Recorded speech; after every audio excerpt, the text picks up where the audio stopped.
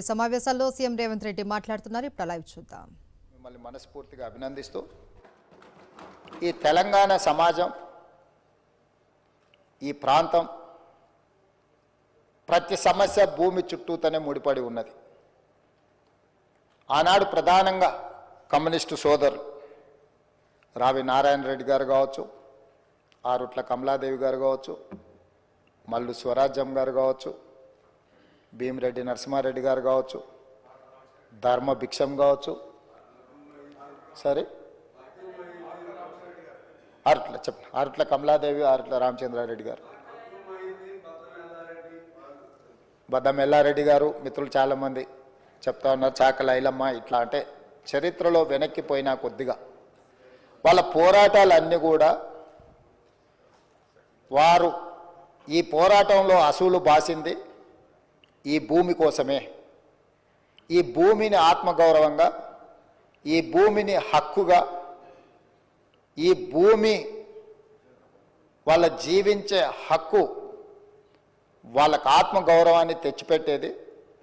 దీని మీద కొంతమంది ఆధిపత్యం చెలాయించి అధికారంతో అహంకారంతో ఆధిపత్యాన్ని నిలబెట్టుకోవాలని రకరకాల దాడులు చేసి వాళ్ళను నియంత్రించి నిర్బంధించి వాళ్ళను భౌతికంగా అంతమొందించి అధికారాన్ని నిలబెట్టుకోవాలని చూస్తే ఆనాడు తొట్టి కొమరయ్య నుంచి దుడ్డుకర్రల సంఘం పెట్టి ఈ భూమిని కాపాడుకునే ప్రయత్నంలో వాళ్ళు విజయం సాధించిండ్రు. వాళ్ళు అమరులు అయిండొచ్చు కాక, కానీ తెలంగాణ సమాజంలో ఉన్న భూమే తమ హక్కు, ఆత్మగౌరవాన్ని భావించి సాయుధ రైతాంగ పోరాటం చేసి భూమి కోసం, భుక్తి కోసం, విముక్తి కోసం ఆనాడు వీరోచితంగా పోరాటం చేసి ఆనాడు చెరబట్టిన రాజుల నుంచి ప్రాంతానికి విముక్తి కలిగించారు.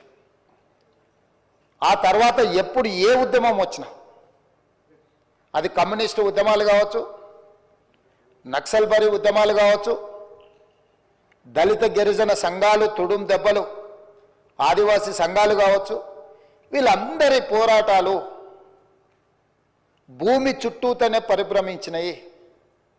ఈ భూమి కోసమే వాళ్ళు సర్వం ఒడ్డి ఈ భూమిని రక్షించుకునే పనిలో పోరాటాలు చేసిండ్రు.